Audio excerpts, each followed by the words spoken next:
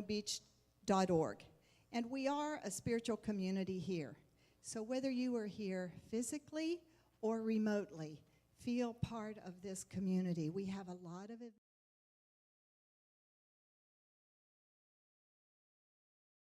You know, our Sunday service is geared towards trying to make the most that we can.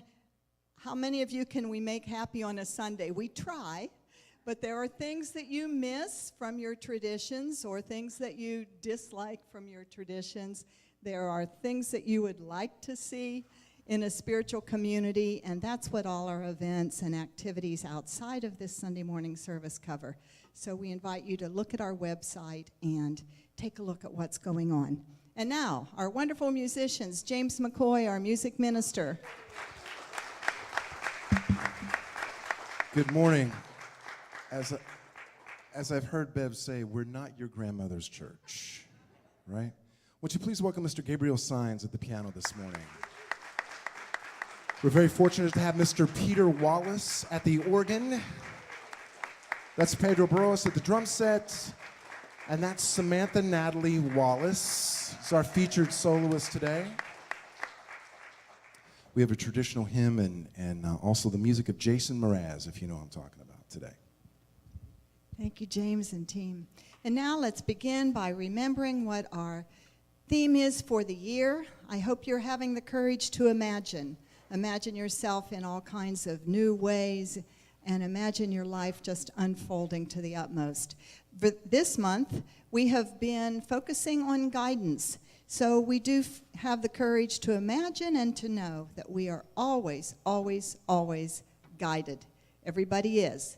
Let's back up one, Chris, and let's take this affirmation together. I am in tune with Spirit's guidance. Okay, and now to tune into our vision. Together, centered in God, we create an ever-expanding spiritual community of one. And our mission statement, we are a spiritual beacon of inspiration, abundance, and enlightenment. And our prayer this morning is our statement of peace. And with everything coming forward now, the March for Our Lives, and so many things happening at the grassroots level, we focus on knowing that all of these movements are going to be peaceful and lead us to a greater and more loving community as citizens here. And let us focus now together as we pray our statement of peace. Unity of Pompano, a member of Unity Worldwide Ministries, stands for peace in the presence of conflict, for love in the presence of hatred, forgiveness in the presence of injury. Unity honors the many names for God, the many paths to God, the many ways to worship God, for there is only one power and presence of God, and that God loves each one of us equally.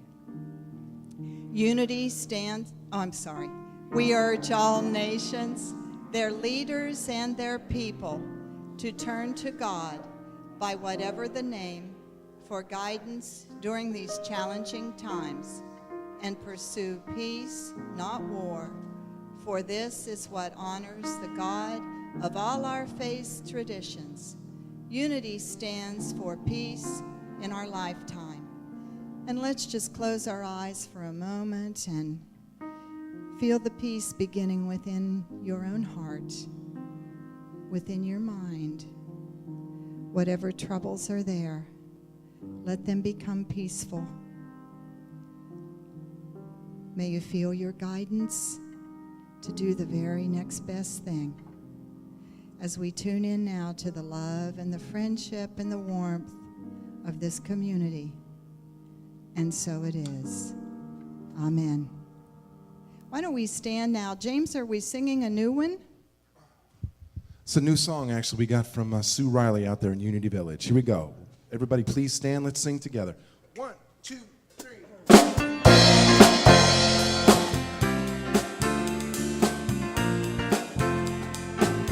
Do that again, one more time, same thing.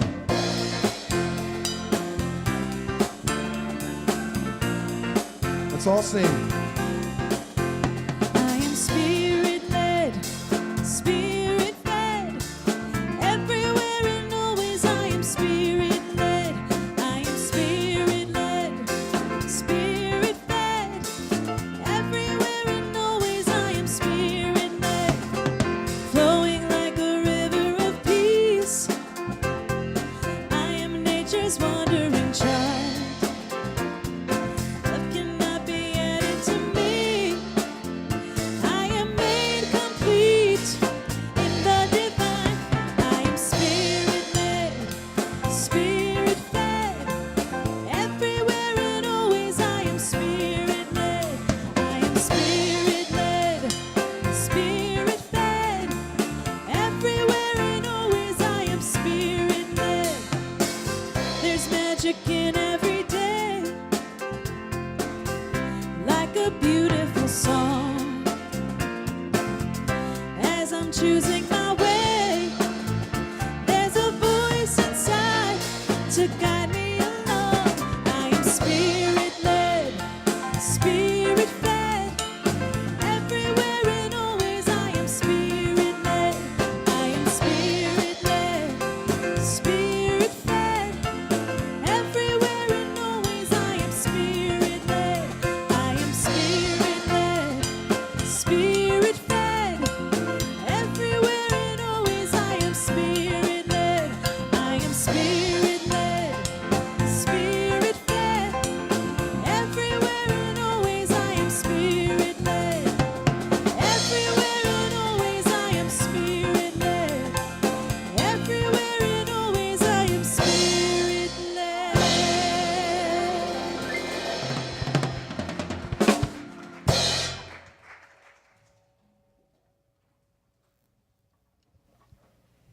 Well, now we would really like to give a warm welcome to anybody who might be with us for the very first time. And if you would have the courage to raise your hand, we promise that we won't do anything to make you uncomfortable beyond that. We just want to give you a big warm welcome, and a brochure in your hand is information about the Unity movement, in case you're not familiar with Unity, and about this spiritual center. And it gives you a chance. There's a contact information form there if you'd like to fill that out. And there's also a prayer request form.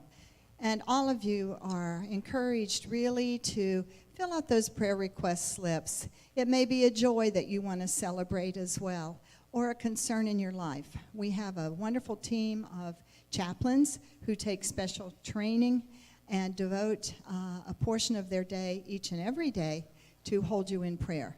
So there's prayer slips. If there are folders in the chair backs, there's prayer slips in them. And there's a prayer box right straight back now.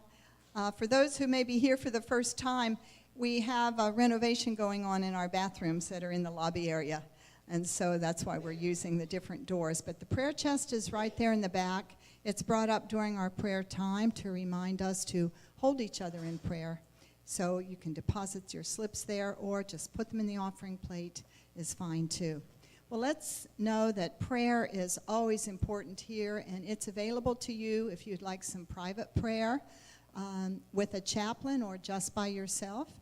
There's a chaplain stationed every Sunday morning beginning at 10:30 in the first room on the right as you enter that hallway towards Fellowship Hall. So take advantage of sitting in there. It's our prayer chapel, and it's very comforting to have some time alone in prayer.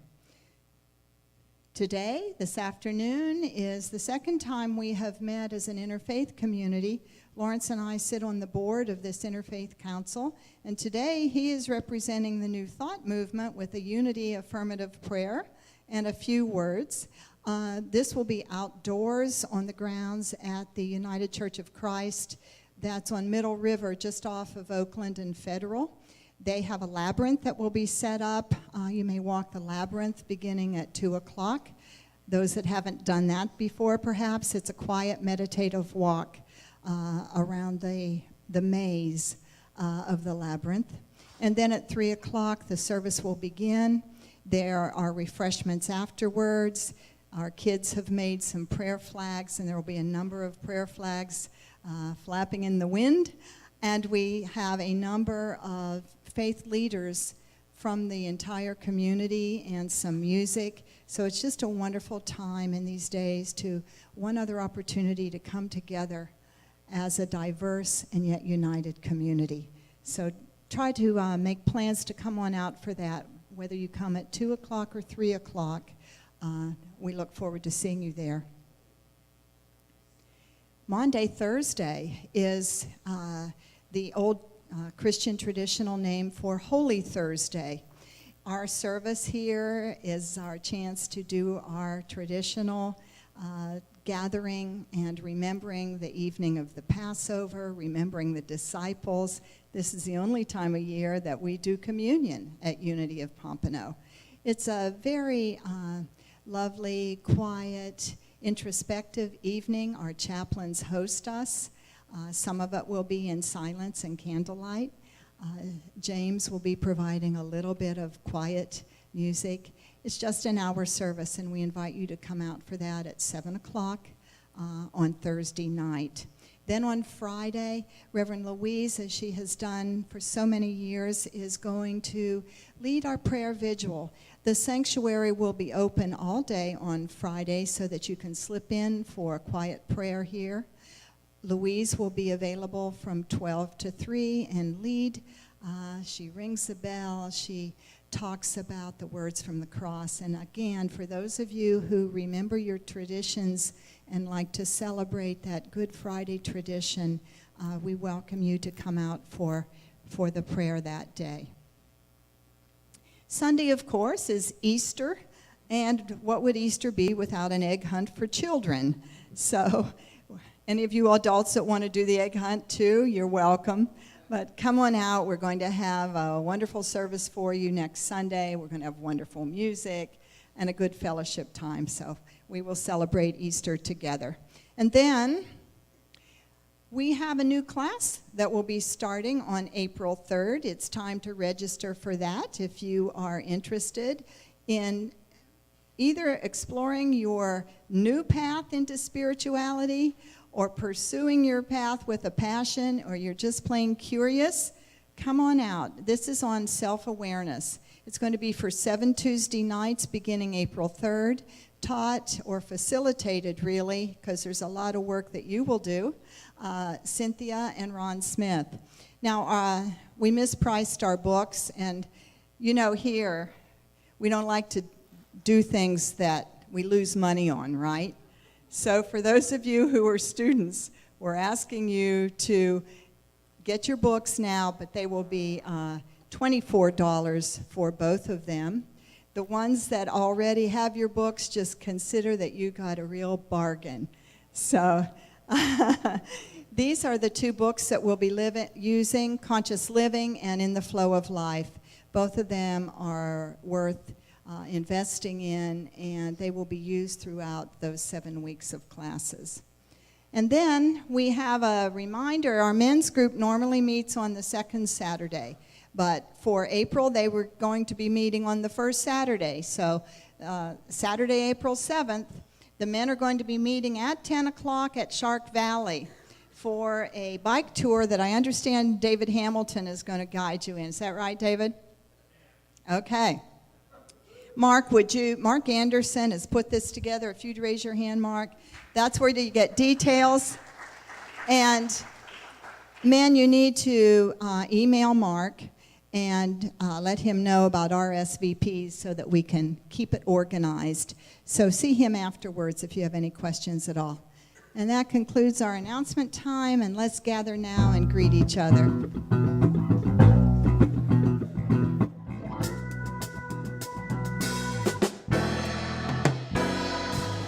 Holy Spirit, you are welcome here.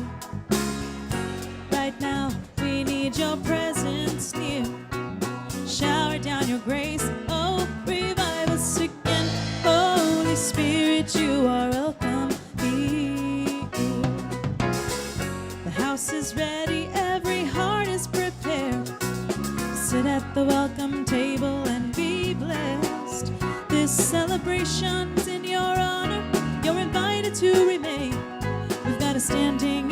invitation to inhabit your praise. Holy Spirit, you are welcome here right now. Right now, we need your presence near. Shower down your grace, oh, revive us again. Holy Spirit, you are welcome here. Our souls are hungry and our spirits are dry. We need food and water from on high. So when you shower down bread from heaven, feed us till we need no more. Lord, we're depending on you, no other help we need. Holy Spirit, you are welcome here right now. Right now, we need your presence near. Shower down your grace, oh, revive us again. Holy Spirit, you are welcome here.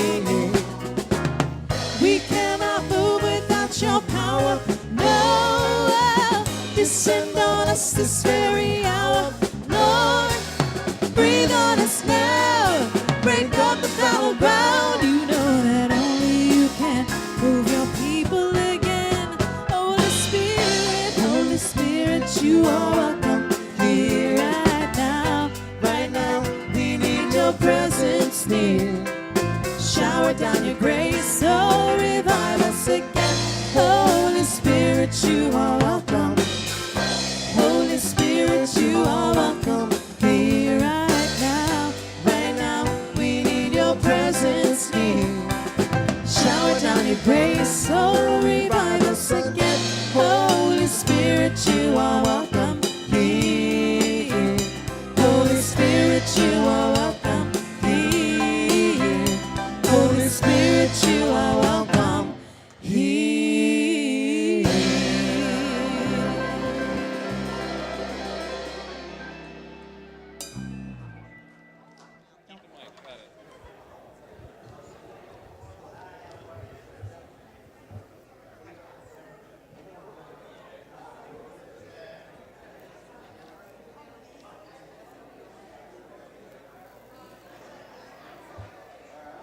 And when the music stops, we all sit back down. Thank you.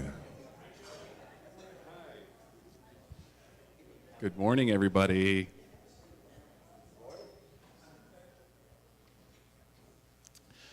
My name is Joey Posey, and the daily word for today is hope. In full awareness and an infinite love, I embrace hope. I am familiar with that fluttery sensation within me that tells me something wonderful is waiting to express. Hope is the thing with feathers that perches in the soul, according to the poet Emily Dickinson. Hope is my expectation that Spirit is at work in my life. I may not know how it will express, but I wait in excited anticipation. Palm Sunday is a thing with feathers, a time of awareness that a magnificent new dimension of spiritual expression is about to take place. The process may be chaotic and painful, but the hope perching in my soul knows that the next step on my spiritual journey is at hand. In full awareness and in infinite love, I embrace hope. And the scripture for today is, "And you will have confidence because there is hope. You will be protected and take your rest in safety." Job 11:18. Right now, as the prayer chest comes forward, we'd like to begin a time of prayer and meditation by singing together, "Surely the presence of the Lord is in this place."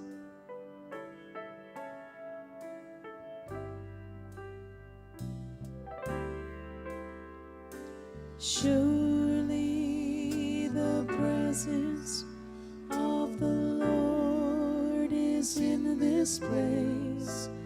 I can feel this mighty power and this grace.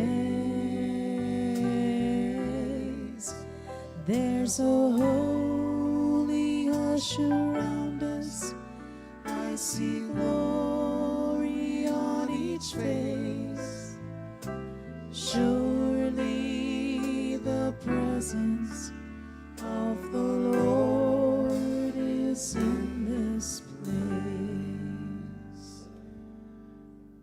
I invite you now to settle into that very comfortable and familiar position for your body. And you can give your body permission to relax, to let go, to let be. And with that loving permission, your body will immediately move its focus from the outer to the inner. You can also give your mind that same permission to relax and be quiet, because this is a time of being, and there's nothing that you need to think about, nothing that you need to do. So we allow our awareness now to move from activity, from the outer things, into that deep place of our heart, that place of home, that secret place of the Most High. And there we experience the communion with Spirit, the personal experience of Spirit. And we've come together on this day that we call Palm Sunday. Out of the tradition of the Easter story, this was a time of anticipation and celebration as the people welcomed Jesus into Jerusalem, waving the palm fronds in joy. So I invite you to open up your heart with joyful expectation, knowing that anytime our minds and our hearts are open, that Spirit rushes to fill that space. And as we are open to blessing, as we are open to goodness, as we are open to healing, as we are open to transformation, we find ourselves immersed in that goodness. So as we have so prepared, may we together now enter into the stillness.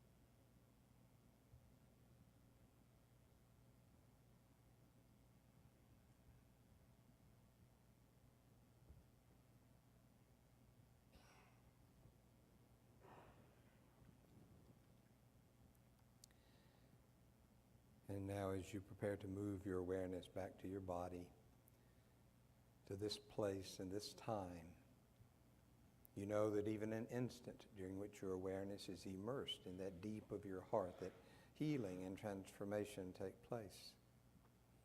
And you know that you can bring with you into your body, into your heart, into your mind, the essence of this experience. And in this coming week, as you choose to, you can return to this time, to this place, to this memory, and be blessed once again. So now, with a deep sense of gratitude for this opportunity of being together in the stillness, I invite you to take a deep, slow breath in through your nose and hold it for a moment,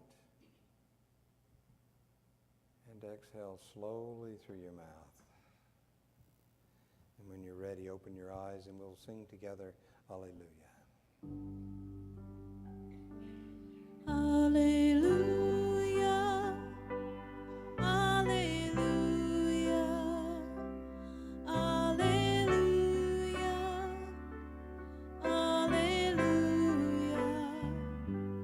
alleluia,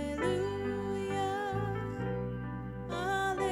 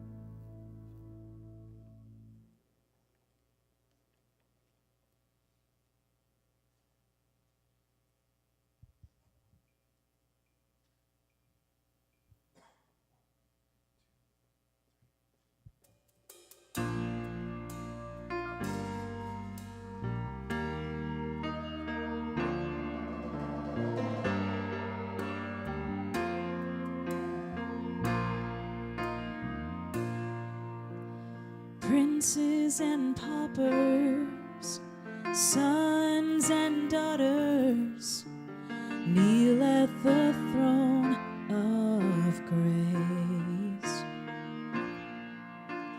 Losers and winners, saints and sinners, one day will find their place, and we'll all bow down. Kings will surrender their crowns and honor Jesus. He gave the love, unfailing love. He gave the love of God.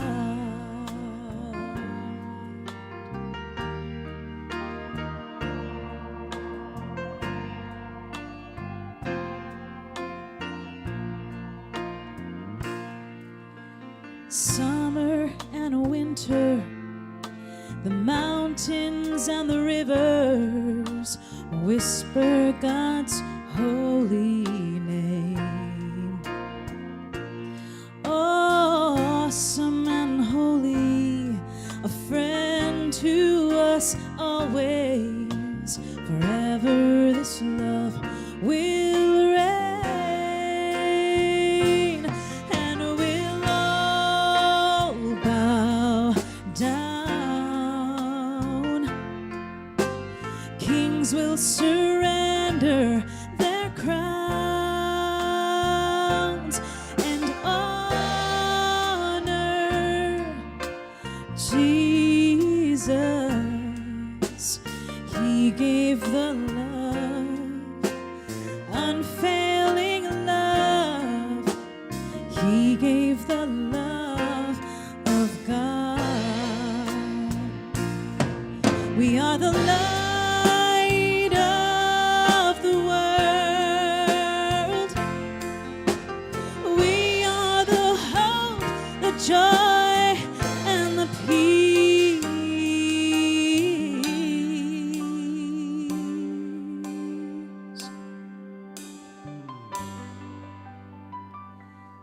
And we'll all bow down. Kings will surrender their crowns in honor, Jesus, and honor, Spirit, and honor, love in us. We are the love, unfailing love. We are the love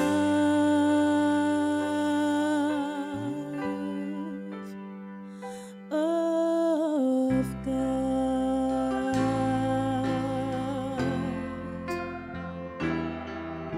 God.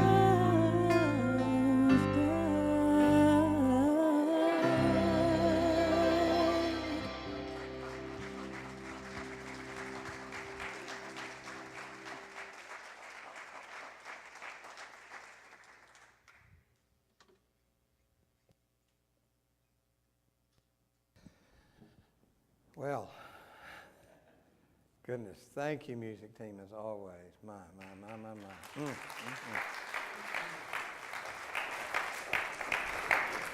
Well, here we are on Palm Sunday, the Sunday before Easter.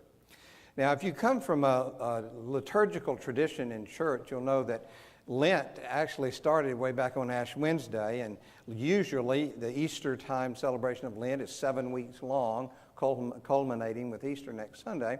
We're not doing that this year, obviously. We're going to have a 4-Sunday Easter experience beginning today.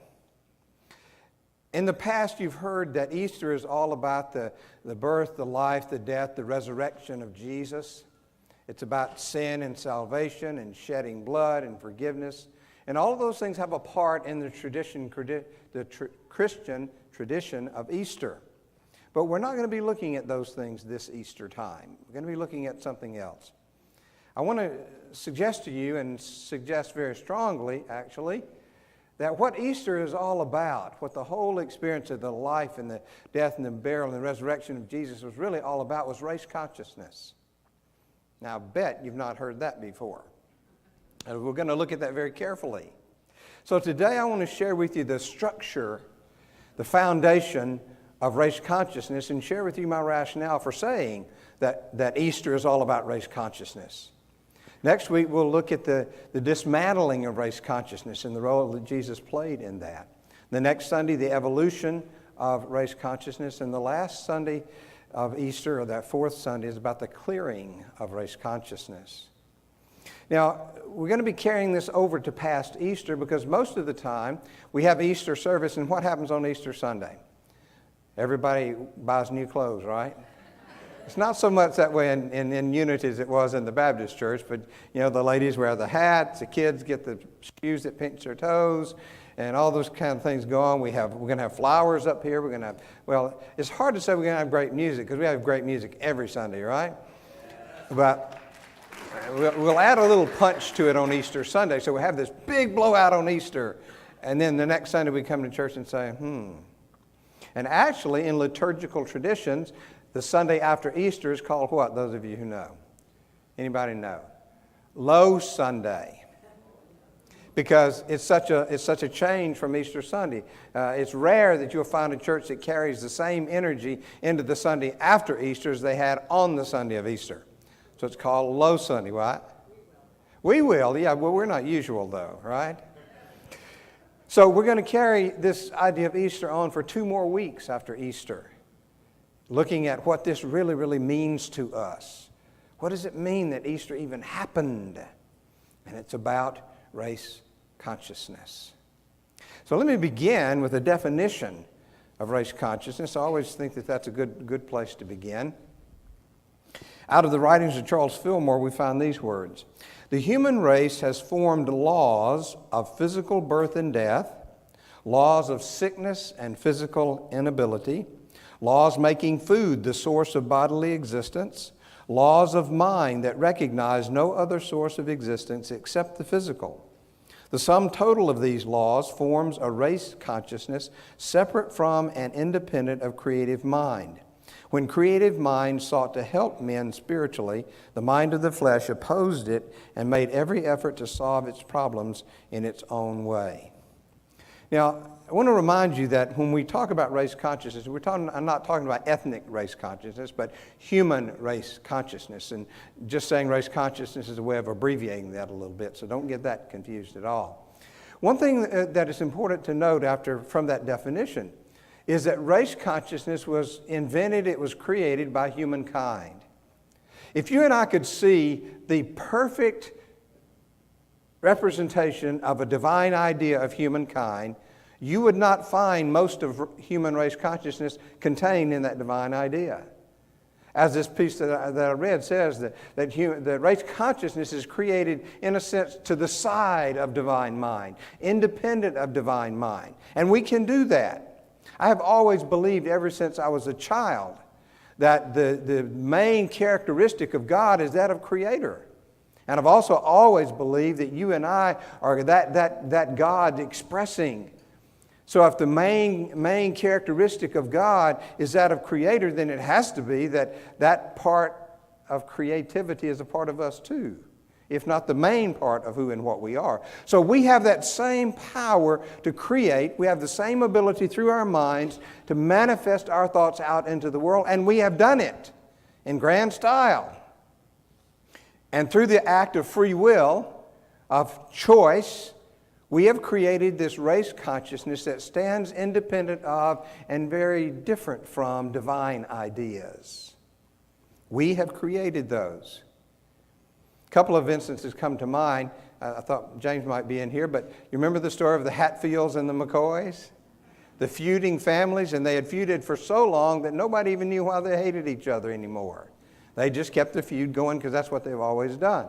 The Hatfields always hated the McCoys, and the McCoys always hated the Hatfields.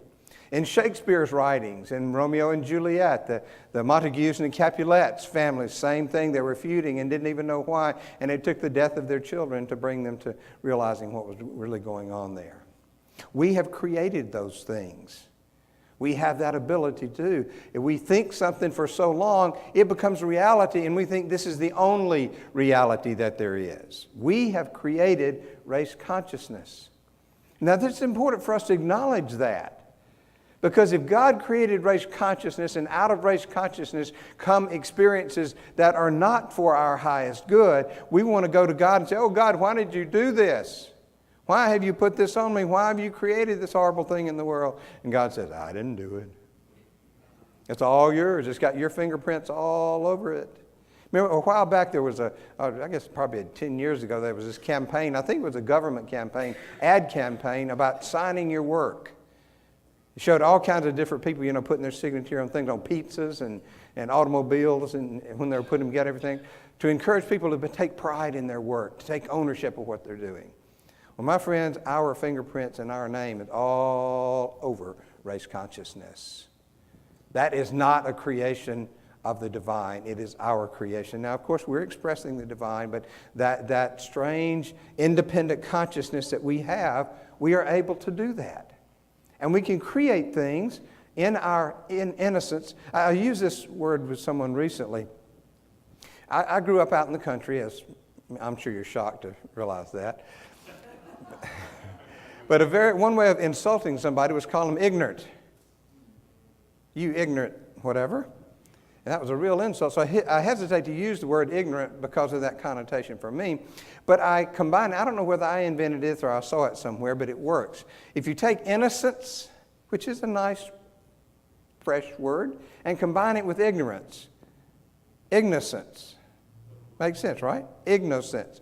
That means that you're innocently ignorant. You just don't know something, but it's not your fault. You're just that way. Well, in our ignoscence, We created things that were not good for humankind. We've created things that do not serve our highest good. And if we're not aware of that, we're looking for somebody to blame.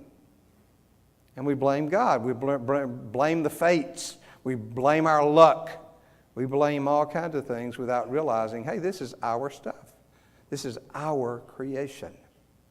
Now, something else that's important to realize about race consciousness is that it fixates on the physical realm, this three-dimensional world, as if this was the only reality. So we are, in a sense, trapped in this consciousness that we have created that limits us. Has anybody ever said to you, you can't do that? Now tell me, is that a divine idea or is that a human idea? It's a human idea that you are limited and you can't do that. It's impossible. Human beings can't fly. Well, we are. There was a belief at one time that if a human being moved faster than a horse could run, you'd smother and die. We proved that wasn't right. Yeah. Was that a divine idea when somebody says you can't do that? No. It was a human idea of limitation, because there's no limitation in spirit. But in race consciousness, we have included that idea of the limitation. There are things that we can't do. There are things that we shouldn't do. There are things that we shouldn't be able to do. I remember somebody telling me one time when I was using Reiki that was of the devil, because only God should be doing that. I'm thinking, I'm doing something that Jesus did and you're saying it's of the devil? It was hard to fathom that. Was that a divine idea? No, it was not. It was a human idea right out of race consciousness. And we invented that for a lot of strange reasons. One human being believed it and convinced another human being to believe it, who convinced two more to believe it, who convinced four more to believe it, and before long it was a law to us that we're limited and you can't do that. And what started out as what we call error thought became a law. And what happens when you're under the law? You don't even question it. You come here thinking, oh, we can't do that. But thank God for those kids who say, oh yeah? Watch this. And they do it. Remember Roger Bannister? And when Roger came along, nobody had ever ran a 4-minute mile. It was impossible for a human being to run a mile less than 4 minutes.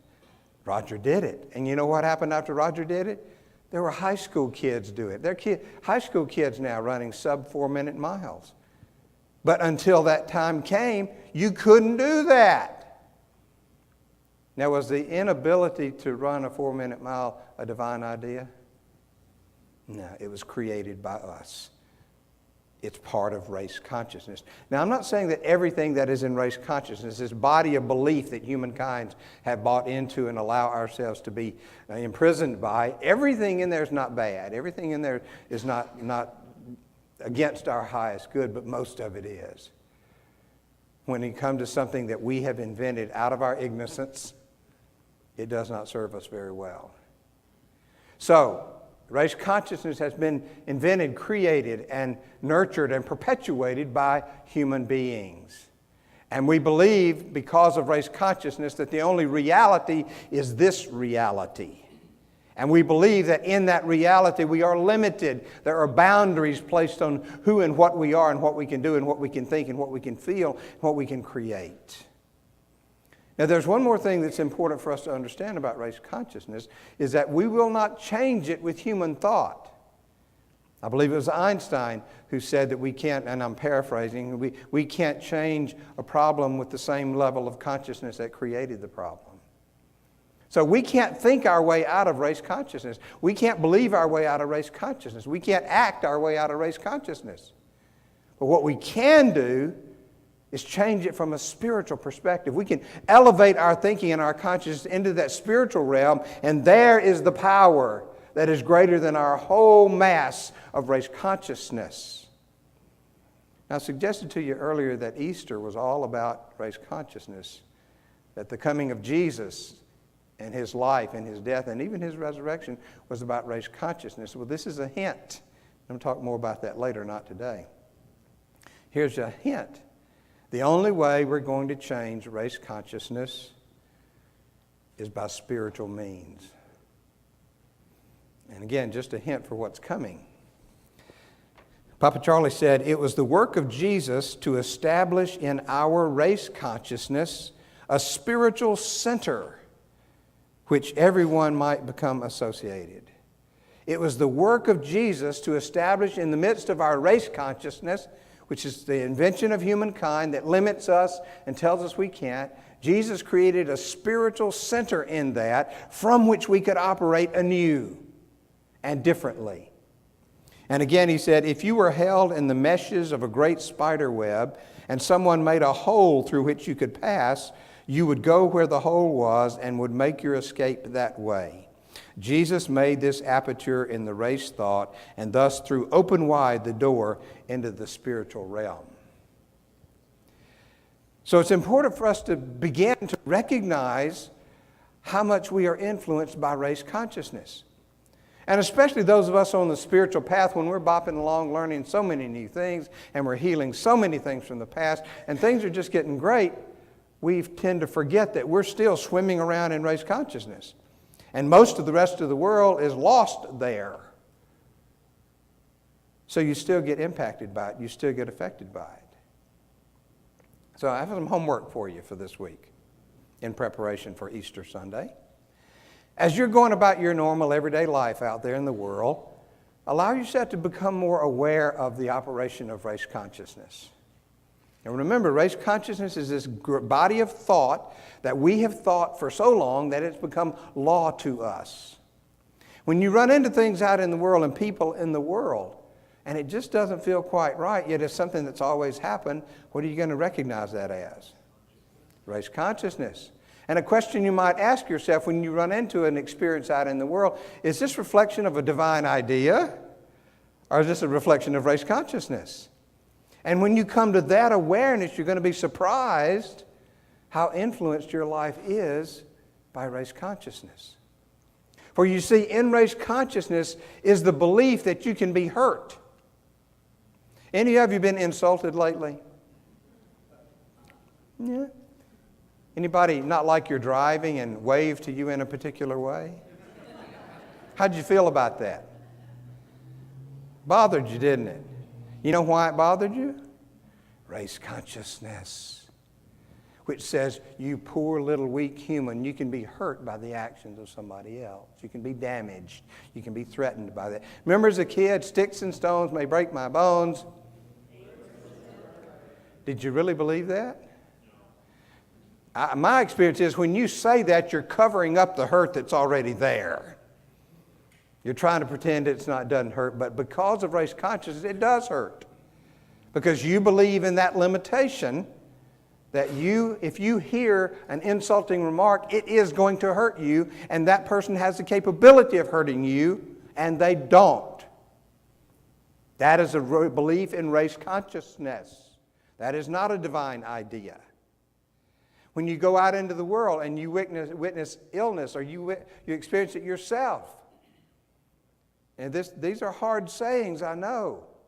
But do you realize that illness is not a part of divine idea? It is of race consciousness. At some point, a human being had the idea that it was possible for us to be sick. And the sickness manifested. Then somebody else said, wow, I could do that too. And then you got together and had a real big pity party and said, we're all sick. Why does illness exist among humankind? It is because of the race consciousness belief that it can exist. Be aware of that out in the world. When you see things out in the world that don't match up with what you think is spiritual truth and divine ideas, guess what? It doesn't. And those things are of race consciousness. And the beginning is just to recognize that. Now, don't jump on your white horse and go off on a campaign this week to do something about it. Just hang on. We're going to get to that. The important part is beginning to recognize it. And beginning to generate and to foster that feeling in you that I really am not satisfied in remaining the rest of my life a prisoner in this prison of race consciousness. I am not going to bop along in my ignorance anymore. I'm going to begin to recognize where this is happening, and I'm going to learn what to do about it. We're going to talk about that over the next 3 weeks. But it has to start with the recognition, the awareness. Now, don't go bopping around shaking your finger in people's faces saying, oh, that's race consciousness, I see that. Guess what? That's race consciousness. The need to be right and to make somebody else wrong, does that sound like a divine idea to you? It is not. Nobody else needs to be wrong for you to be right. And you don't really need to be right either. You just need to be. Now I realize you could just not go to work and sit around watching race consciousness here. I'm not suggesting that at all. But in the process, while you are going about your regular life, just take a look around you and start being sensitive. And remember, the solution to this is a spiritual one. So say, Spirit, give me eyes to see. Give me ears to hear. Give me the sensitivity to be aware of where race consciousness is going on around me. And just that, just become aware of it. We'll talk about how to work on it later. Just be aware of it. So I stand before you here this morning and I look out and I see you and I say, I love you. Is that a divine idea? You bet it is. And I look at you and I say, you can do that. Is that a divine idea? You bet it is. You are perfect, whole, and complete now. Is that a divine idea? Yes, it is. How does that feel? Yeah, that's what you're looking for out in the world.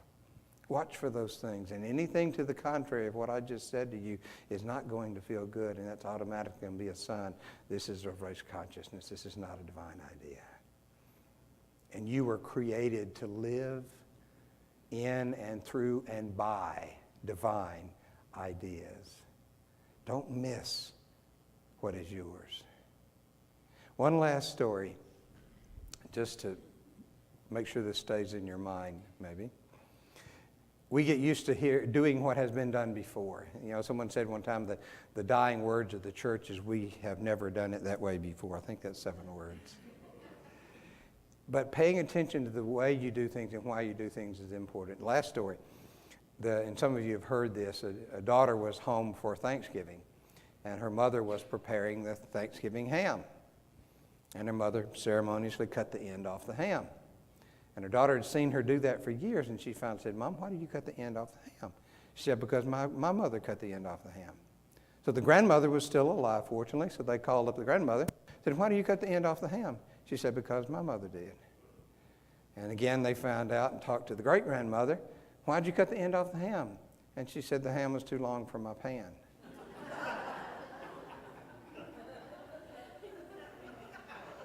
So why did the daughter and the granddaughter and the great-granddaughter cut the end off the ham? Race consciousness. God bless you.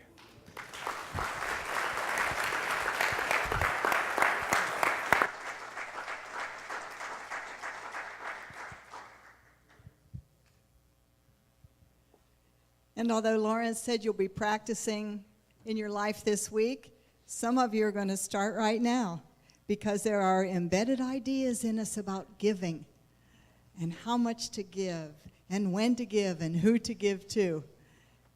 You know what the divine idea is, right? You cannot outgive God. There is giving, and the more you give, the more you receive in every aspect of your life, from your smiles right down through to your checkbook.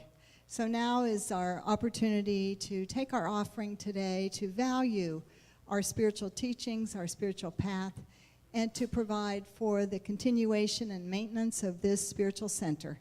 So I ask you to feel the joy of giving today, because we certainly appreciate everything that you give. And we really appreciate those who have filled out a pledge card to give us an idea of what your intention is for the year. And on that, we are basing our budget. And we thank those who are giving on a regular basis through either bill pay or our donate button on the website. And hey, live streamers, if you've been listening in, go ahead, press that donate button, right? I can be like the old-time preachers and say, dig deeper, just dig deeper. But seriously, we do have great gratitude because we know there are plenty of ways to spend your income, and we thank you for sharing it here with all of us together. So let us share in our offertory prayer, which is all about joy. Together, I give as an act of joy, as we have been blessed through the Creator's good pleasure, so are our gifts drenched in joy. And so it is. Amen. We got this song from Jason Mraz. This is called Living in the Moment.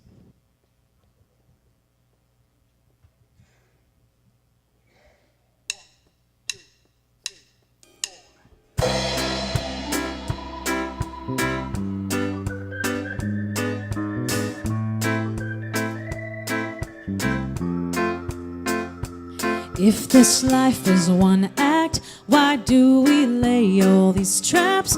We put them right in our path when we just want to be free. I will not waste my days making up all kinds of ways to worry about all the things that will not happen to me. So I just let it go. What I know I don't know, and I know I only do this by living in the moment, living my life easy and breezy, with peace in my mind, with peace in my heart, with peace in my soul. Wherever I'm going, I'm already home by living in the moment. Come on. I'm letting myself off the hook for things I've done. I let my past go past, and now I'm having more fun. I'm letting go of the thoughts that do not make me strong, and I believe this way can be the same for everyone. And if I fall asleep, I know you'll be the one who'll always remind me that living in the moment, living my life easy and breezy, peace in my mind, peace in my heart, peace in my soul. Wherever I'm going, I'm already home. I can walk through life facing backwards. I have tried more than once to just make sure, and I was denied the future I'd been searching for, but spun around and hurt no more.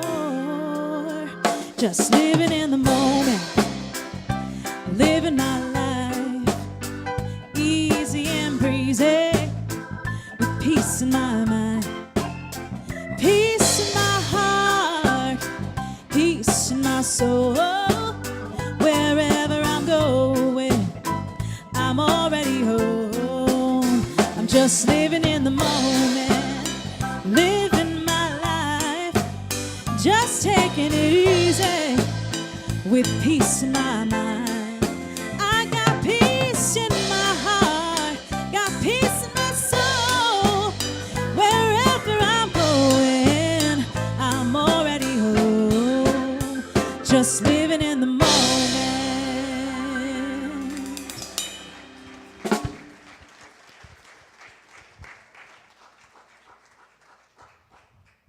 All right, now we're ready for an easy and breezy day. Our chaplains are going to the side aisles where they are prepared to be available for prayer with you. If you have not experienced Unity's style of positive, affirmative prayer, now's the time to do that. So please be with one of our chaplains over here is Ron and Dee, Nick, Melinda. We also have Sandra and Olga over here, so plenty of opportunities to pray. And David, is David here? This is the day, right? I believe David Hamilton has provided our fellowship today. Am I right on that? you will see this is worthy of applause. So in absentia, thank you, David. So let's stand now as we bless this day. We bless each other together with our prayer for protection. The light of God surrounds us. The love of God enfolds us. The power of God protects us, and the presence of God watches over us. Wherever we are, God is, and all is well. Let there be peace on earth, and let it begin with me. Let there be peace on earth, the peace that was meant to be. With God as creator, family all are we. Let us walk with each other in perfect harmony. Let peace begin with me. Let this be the moment now. With every step I take, let this be my joyous vow. To take each moment and live each moment in peace eternally. Let there be peace on earth, and let it begin with me.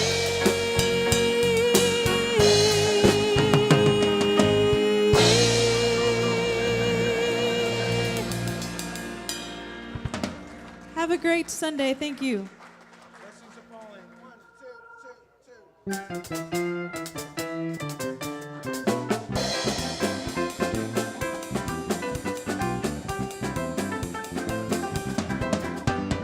Blessings are falling.